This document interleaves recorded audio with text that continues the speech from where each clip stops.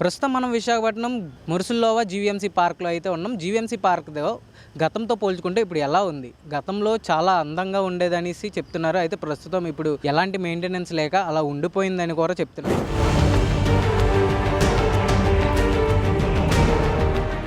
ఒకప్పుడు విశాఖ నగర ప్రజలకు ప్రకృతి ఒడిలో సేదతీరే ఆహ్లాదకరమైన ప్రదేశం నేడు శిథిలావస్థకు చేరుకుంది. బ్రిటిష్ హయాంలో 1902లో నిర్మించిన మురుసుల్లోవా పార్క్ 120 ఏళ్లకు పైగా చరిత్రను మోస్తూ నేటికి నిలిచి ఉన్నప్పటికీ నిర్వహణ లోపంతో తన వైభవాన్ని కోల్పోతుంది. నగరానికి ఒకప్పుడు మకుటాయమానంగా నిలిచిన ఈ పార్క్ ఇప్పుడు ప్రభుత్వ నిర్లక్ష్యానికి, అధికారుల ఉదాసీనతకు నిదర్శనంగా మారిందని విమర్శలు వినిపిస్తున్నాయి.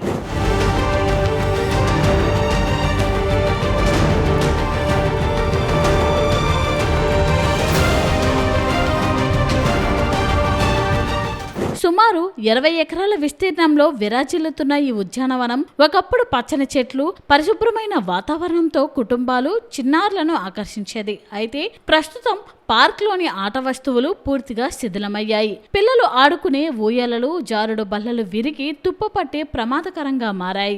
మరికొన్ని ప్రాంతంలో గడ్డి పెరిగిపోవడం, నిర్వహణ లేకపోవడం స్పష్టంగా కనిపిస్తోంది. పార్క్లోని శౌచాలయాలు కూడా అత్యంత దయనీయ స్థితికి చేరుకున్నాయి. పరిశుభ్రత లేకపోవడంతో సందర్శకులు తీవ్ర అసౌకర్యానికి గురవుతున్నారు. పార్క్లో కనీస వసతులు కూడా లేకుండా పోయింది. ఆ బాత్రూమ్స్ గట్రా మెయింటెనెన్స్ కూడా లేదు. అట్లీస్ట్ లేడీస్ లాంటి వాళ్ళు గట్రా అందులోకి వెళ్ళాలి, చెయ్యాలి అని అంటే అది క్లీనింగ్ ఏట్లేదు అనమాట. అట్లీస్ట్ ఇప్పుడు జీవీఎంసీ తరపు నుండి కొంతమంది ఆటోమేటిక్ దీని స్టాఫ్ నియమించి మొత్తం అంతా క్లీన్ చేయిస్తే బాగుంటుంది. సిచ్యువేషన్ ఏంటంటే ₹1 మనం డబ్బులు ఖర్చు పెట్టి లోపలికి వచ్చి చూడడానికైనా వస్తాం కదా. ఇప్పుడు డబ్బులు పెట్టుబడి పెడుతున్నాం కానీ ఇప్పుడు ఏంటంటే ఇక్కడ క్లీనింగ్ ఏట్ లేదనమాట. పాముల మధ్య వచ్చి కూర్చోవాల్సి వస్తుంది. ఇప్పుడు కార్తీక మాసం వచ్చింది అనుకున్నాం, మొత్తం అంతా ఇక్కడ పర్యాటకులు బాగా ఎక్కువ ఉంటారు అనమాట. పిక్నిక్ వచ్చిన వాళ్ళు గట్రా ఇంత చెత్తలోను గట్రా ఎవరొచ్చి చేస్తుంటారు. జీవీఎంసీ వాళ్ళు దీనికి నిధులు కేటాయించి డెవలప్ చేస్తే బాగుంటుందని మా ఒపీనియన్.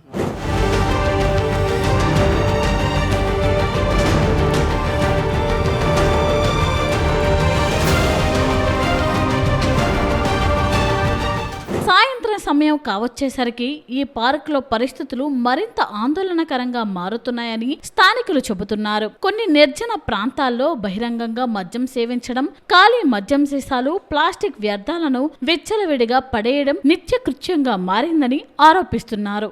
దీంతో కుటుంబాలు, మహిళలు, చిన్నారులు ఇక్కడికి రావడానికి వెనుకాడుతున్నారు. కొంతమంది ఆకతాయిలు, అసాంఘిక శక్తుల సంచారంతో పార్క్ భద్రతపై కూడా సందేహాలు వ్యక్తమవుతున్నాయి. పర్యాటక ప్రాంతంగా ఉండాల్సిన ఈ ప్రదేశం సామాజిక వ్యతిరేక కార్యకలాపాలకు వేదికగా మారుతుందని ప్రజలు ఆవేదన వ్యక్తం చేస్తున్నారు.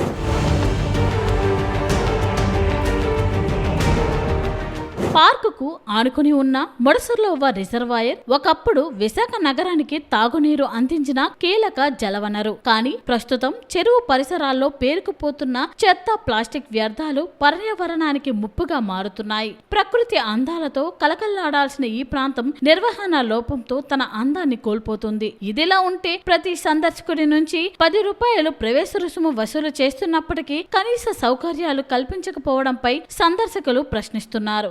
ప్రజల నుంచి ఆదాయం పొందుతున్న అధికారులు అదే స్థాయిలో పార్క్ అభివృద్ధిపై ఎందుకు దృష్టి పెట్టడం లేదని నిలదీస్తున్నారు.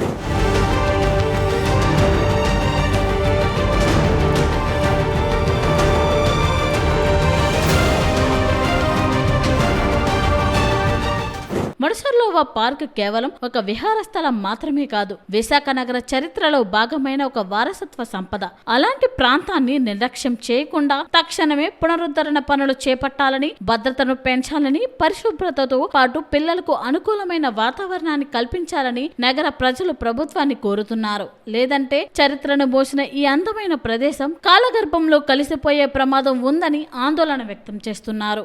ఈ మురుసుల్లోవా పార్క్ ఏదైతే ఉందో జీవీఎంసీ పార్క్ ఒక అసాంఘిక కార్యకలాపాలకి తప్ప ఇంక ఏ విధంగా పనికి రావట్లేదు. ప్రస్తుతం ఇక్కడికి వస్తున్న పర్యాటకులు కూడా దీన్ని చూసి మెయింటెనెన్స్ లేదనేసి చెప్పడం జరుగుతుంది. అదే విధంగా ఇక్కడ మీరు చూసుకున్నట్లయితే చెత్త చెదారంతో దీనికి ఎక్కువగా ఇక్కడ వర్కర్స్ కూడా లేరు. ఆ వర్కర్స్ లేకపోవడమే ఈ మెయింటెనెన్స్ అన్నది లేదనేసి చెప్తున్నారు. దీనికి సంబంధించి రానున్న రోజుల్లో దీన్ని డెవలప్ చేస్తే ఎంతో అద్భుతమైన విశాఖపట్నం మొత్తానికి ఇదే నెంబర్ 1 ఎకో పార్క్ గా నిలుస్తుందని చెప్తున్నారు. దీన్ని రానున్న రోజుల్లో జీవీఎంసీ అధికారులు డెవలప్ చేసి దీనికి తగ్గ చర్యలు తీసుకొని దీనికి టికెట్స్ పెడితే ఖచ్చితంగా ఎక్కువ స్థాయిలో పర్యాటకులు వస్తారని చెప్తున్నారు. కెమెరామ్యాన్ సతీష్తో Tarun, VBC one TV, Visakhapatnam.